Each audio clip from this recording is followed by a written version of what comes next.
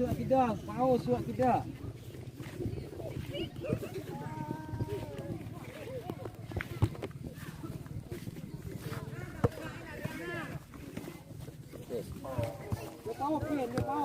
Don't forget ya, Mr. Fish.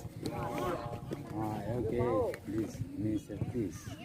Kadang-kadang kurang lejer-lejeran tuan awak apa-apa awak kami membola terlain. Jadi besok kan kita untuk hari lapangan. Jumek, dia kira kan lapang, boleh ya. Di bebas hari Jumek lah, kita latih ringan hari Jumek.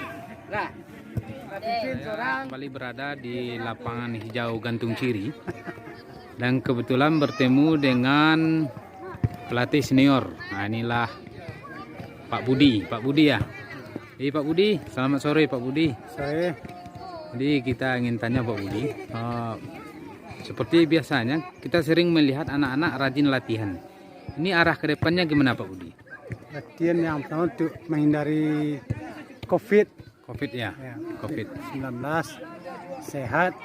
Ya. Dan ke depannya menciptakan bibit-bibit yang unggul. Oh, bibit-bibit yang unggul. Ya. Kalau boleh tahu prestasi yang sudah diraih anak-anak Pak Budi apa Pak Budi? Prestasi belum banyak, cuma pernah mengikuti PSG Cup di Gadut di Padang, dan ya? Wali Kota Cup Padang. Luar biasa. Ini yang diutus U12. U12. Ya. U12 umur 12 tahun ke bawah ya. Ya. Iya. U12.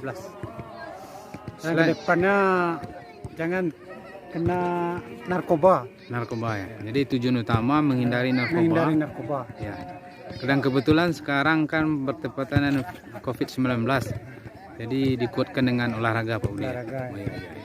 Mudah-mudahan yang umur 12 tahun ini bisa main di Persikas. Di Persikas ya. Oke. Persikas. Luar biasa. Di Pemprov. Prof. Kalau bisa di Timnas main. Timnas. Ya, Alright. Timnas. Ini mimpi yang luar biasa. Ya. Oke. Tidak ada yang mustahil. Oke. Terima kasih Pak Budi.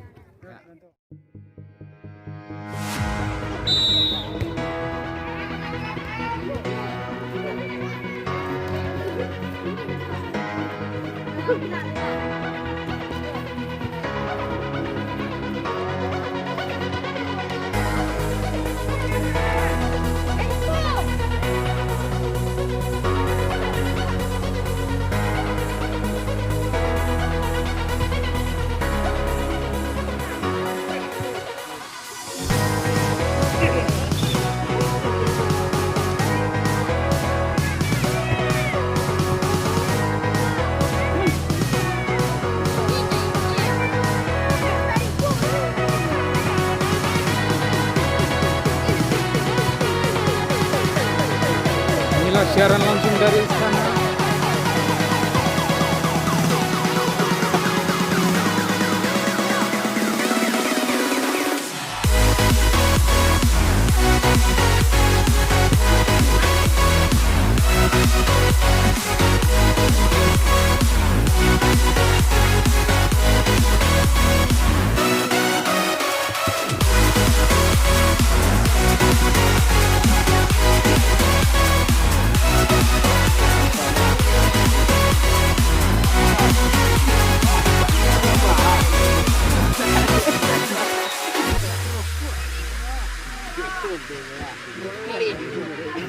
Penyiksaan jadi lucu tidak ada.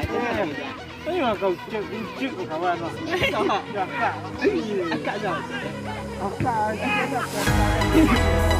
Aduh.